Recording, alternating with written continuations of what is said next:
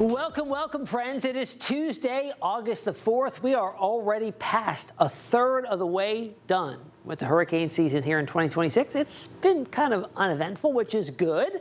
But in terms of this show, it's been, a little bit quieter, right? The Atlantic and both the Pacific have both gone dormant. After a very active first part of the season so far in the Eastern Pacific, now it's a lull in activity. And we're also going to talk about a big storm anniversary that occurred this week, the 6-year anniversary of the landfall of Category 1 Hurricane Isaias, which, lo and behold, this year is the return of that same list that still has Isaias in it. Never was retired, even though it caused a lot of damage. All right, the tropics right now, just very, very quiet. And, so far this season, a big culprit for the calmness of the season has been the amount of dust, stability in the main development region. It's still that, but we're starting to see the influence now of the growing El Nino. Wind shear is just ripping through the Caribbean and into portions of the Atlantic main development region. And on top of the stability out there, it's a very harsh environment for anything to try to get going. So nothing expected over the next 7 days. And today being Tuesday, we do get the Climate Prediction Center update. That'll take us out 2 and 3 weeks in terms of tropical hazard potential. And I'll tell you what, it's not much of a change from the last couple of weeks. All right, so far it's been Arthur and Bertha, both tropical storms. And again, this is the 2020 list, 6 years rotation. And there's Isaias. It's interesting to think that back in 2020, right around now, we were already at the I named storm, the 9th named storm of the season already. And this season, we're only through 2. All right, tropical Atlantic activity based on climatology. Now that we're in August, we typically start to see a little bit of a jump in activity. Not so much the case just yet. Of course, the peak of the season is as we get towards September the 10th is the peak. Now, the El Nino signal here is quite dominant through the entire equatorial Pacific region off the coast of South America, and this is starting to be a little more evident into the Atlantic in terms of the increase in wind shear. Let's first talk about the outlook for the Climate Prediction Center. Here we are. There's nothing in the Atlantic basin going out middle of the month. Still some activity possible as you get closer to Hawaii. And you can see there as it goes even farther out into the Central Pacific, we do have some opportunity there. Jumping out almost to the end of August now. And still extremely quiet in the Atlantic basin. Nothing expected, not even any development odds. But in the East Pac, another area, low chances of development, stretching awfully close to Hawaii. So here's a look at the dust. Yeah, there's still plenty of dust out there, but notice the concentrations are much, much lower, and we're starting to see these ejections of dust plumes coming a little bit farther north off the continent of Africa. It's still in play here. They're still drier in the mid-levels and still some stability there, but we have to focus now on wind shear. Anything you're seeing with some greens and blues, that's increased amounts of wind shear, and that's a shift in or change in wind speed and direction with height. And we usually do call the Caribbean the graveyard of the Atlantic basin, because it's not unusual to have an increased amount of wind shear here, but it's just exacerbated from the presence of El Nino. And if anything was to develop in the main development region and try to build in the Caribbean, it would just be sheared apart here. It tilts systems. They're vertically integrated engines, and if they're tilted, they just can't ventilate properly, and very detrimental to storm development. So as long as that's there, and we still have some pretty good wind shear out in the subtropics as well. All right, let's get to our anniversary now. Isaias back in 2020 in the early morning or the late night hours of August the 3rd. So yesterday, 6 years ago, Category 1 hurricane made landfall in North Carolina. Now, Category 1 storm, you're thinking, it couldn't have been that bad. Quite the contrary. Moved inland in North Carolina, then tracked up along I-95, meaning everywhere east of I-95 was in the tornado zone. And boy, was it a tornado outbreak. 109 tornado warnings were issued by the National Weather Service. There was over a dozen tornadoes in eastern North Carolina, southeastern Virginia, a few of which caused fatalities. And this is, even though it was not a retired storm name, it was the second costliest non-retired storm, over $5 billion in damage from, yes, a Category 1 hurricane. Now, I-named storms are typically the most violent. Why do I say this? Because the 9th named storm, if you look at climatology, typically forms around the peak of the season. This particular year, 2020, was a very rambunctious season, obviously. Most active season on record came ahead of time. But usually, climatologically speaking, around the middle of September, you get the I-named storm, the ninth named storm, and all the conditions are favorable for it to become quite a memorable storm. So it's retired the most. So let's take a look at some of these storm names. Let's go back here, jump out here.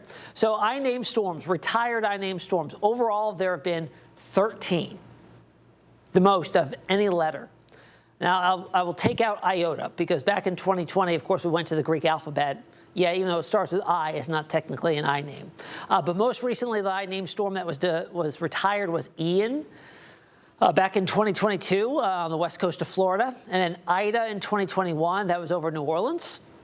And then we go back to Irma, of course. Remember that one in 2017. Ingrid, Irene was a big one in 2011. In fact, interesting story with Irene here. Today is the 15-year anniversary of when the Great Dismal Swamp fire was ignited by a lightning strike here in southeastern Virginia.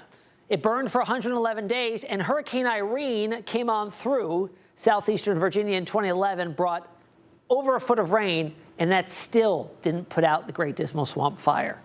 Very interesting there, tying that in. And we had Ivan back in 2004, big one a lot of folks remember. And then, of course, Ike in southeastern Texas in 2008 was a big one that reshaped the coastline there off to the north and east of Galveston. All right, Hurricane Hub Live is back after a quick break. We're going to take a closer look at the Eastern Pacific.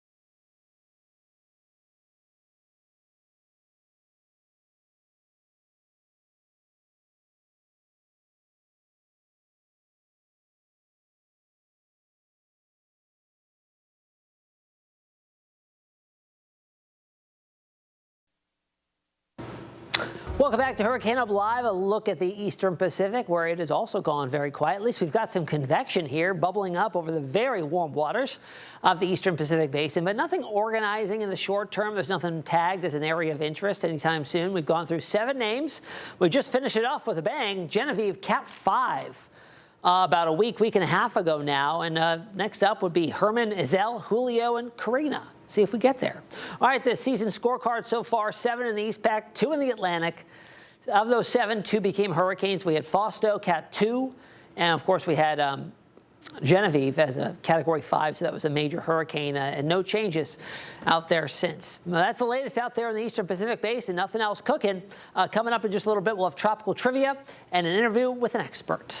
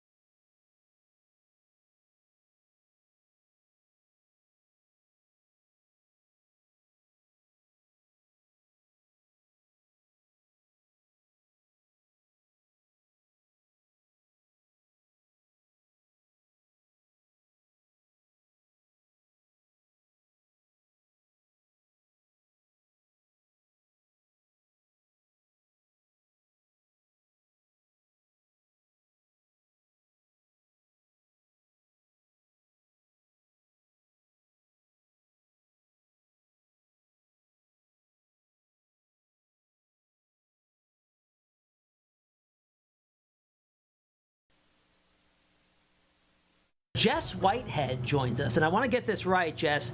You're the Executive Director of Old Dominion University's Institute for Coastal Adaptation and Resilience.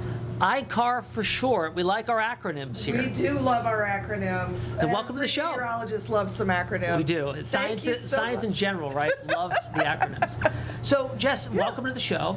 Thank you. Tell me a little bit about what the Institute at ODU does. And for our viewers, ODU, Old Dominion, is located right here in Norfolk, Virginia.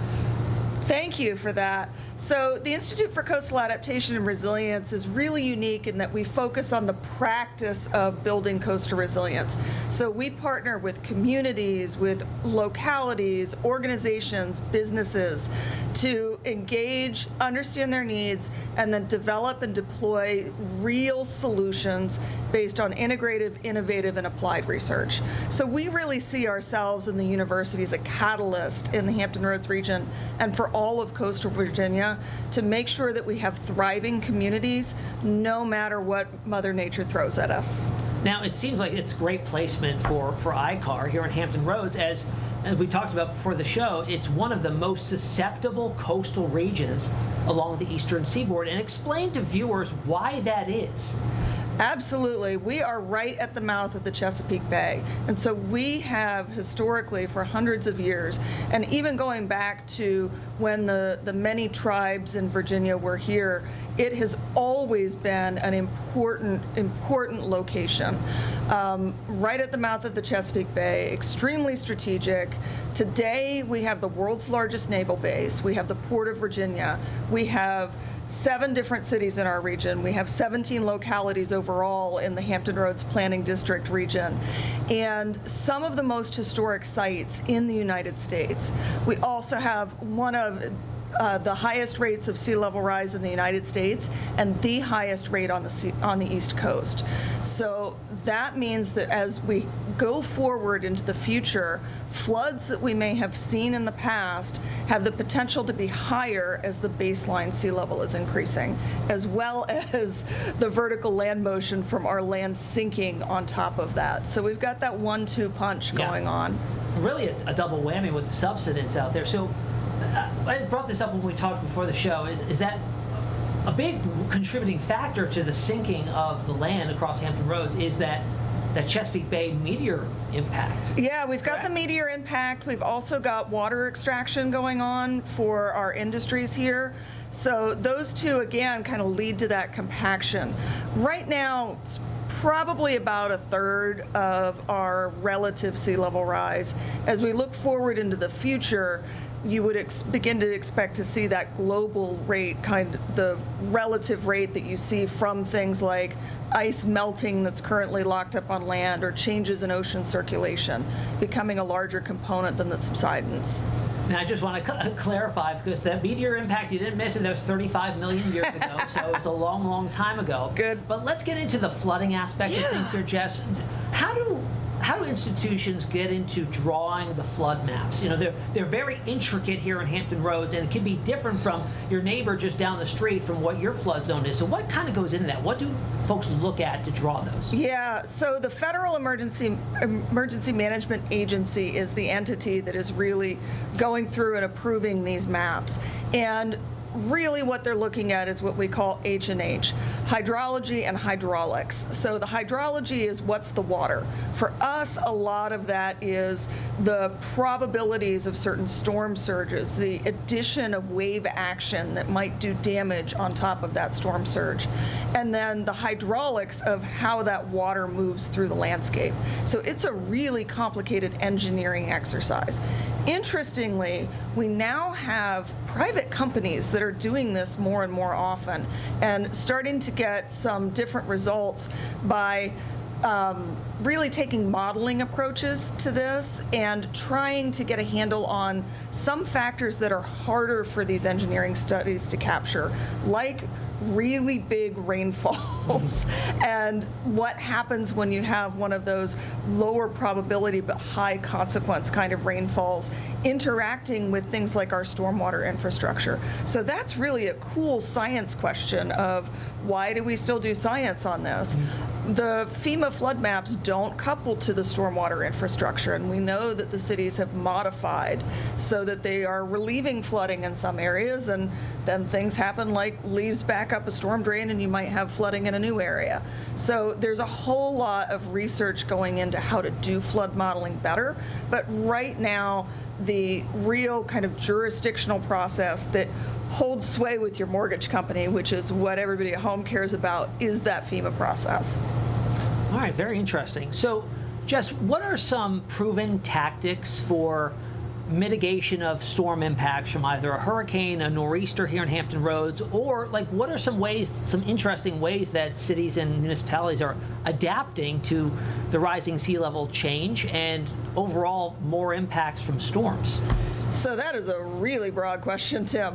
I think most people understand the concept of a seawall or a bulkhead. That's kind of traditionally, if we go back in history, how we handled that stuff. Let's stick up a big wall.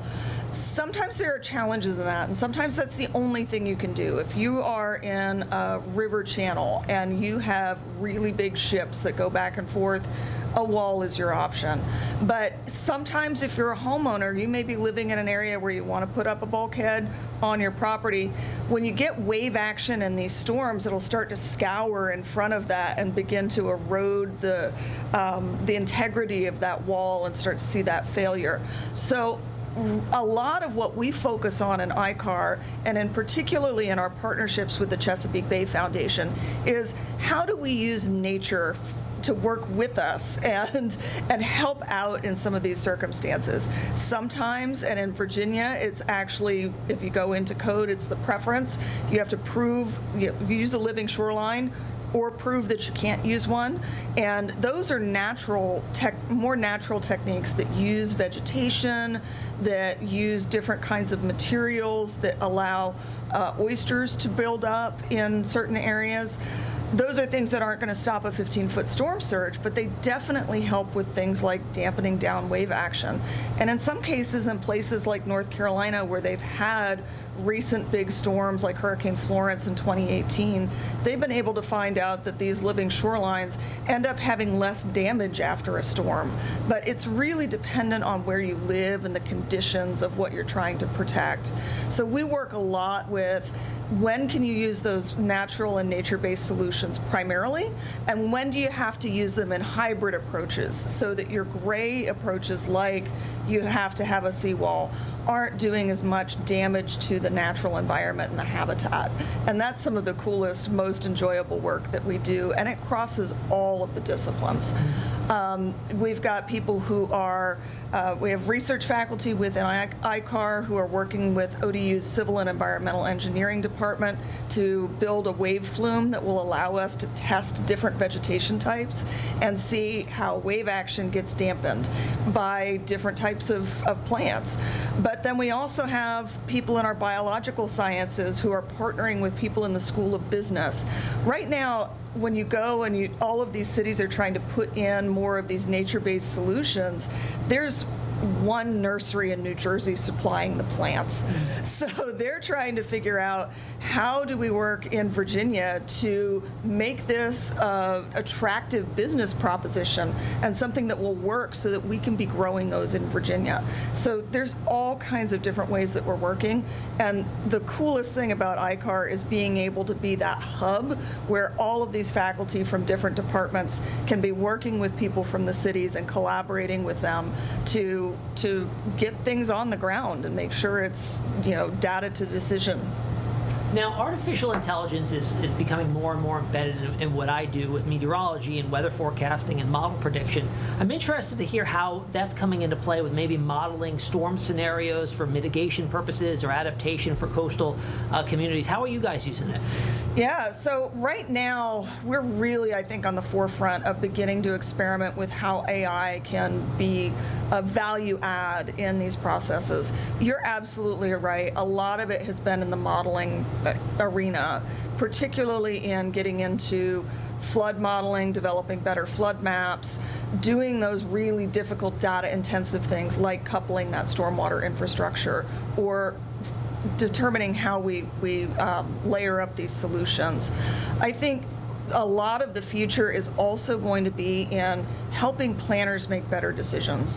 When you are working for a locality and you're making a decision about a project, it's not just the science that comes into it, it's the planning, it's the zoning, it's the economics and the benefit cost. It's really hard right now to synthesize all of those different data points really and modeling into something that's useful. And I think that that's somewhere where AI can be of a benefit and something that will help planners be able to process a lot more information than they can currently when they're having to make these decisions. Now, real quick before I let you go, Yeah. What's the most overlooked preparedness in regard to hurricane preparedness measure that you think people just forget about? Buy flood insurance. 100%. Yeah. Absolutely no. And right now, there are no storms in the Atlantic, assuming that we don't see Arthur 2.0 out of some very, very tiny chance. But there's a 30-day waiting period when you purchase federal flood insurance. So now is the best time to price a policy. Your homeowner's insurance does not include flood. You've got to buy it separately. Now, do you think it's necessary even if you're not in a flood zone? Absolutely. Okay. I mean, when we look nationally, it runs somewhere between 26 and 30% of flood damage is happening outside of these mapped flood zones. And it's because of all of these other factors that are harder to layer on together. We especially saw that in a lot of places in Hurricane Helene in Southwest Virginia, Western North Carolina, flooding outside of those mapped flood zones. So if you see water from your house, if it rains at your house, it can flood if you get enough of it.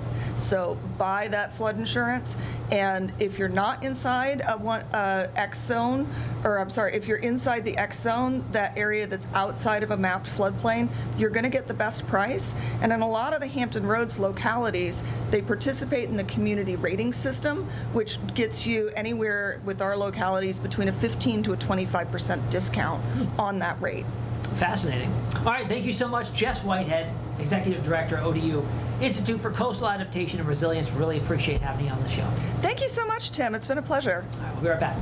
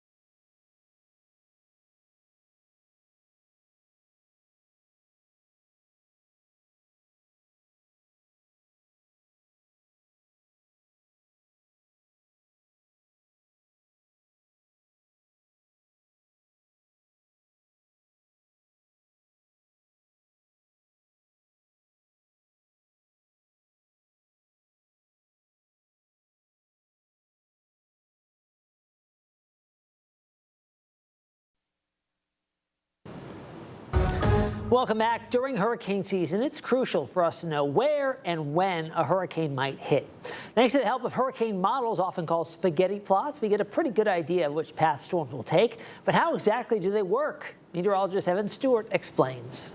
Hurricane forecast maps with squiggly lines representing the various hurricane forecast models are ubiquitous during hurricane season, projecting where a tropical system might go. They represent a complex set of equations and algorithms that meteorologists have been using for decades, dating back to the 1950s. Today's models are far more complex, taking hours to run on some of the fastest supercomputers in the world.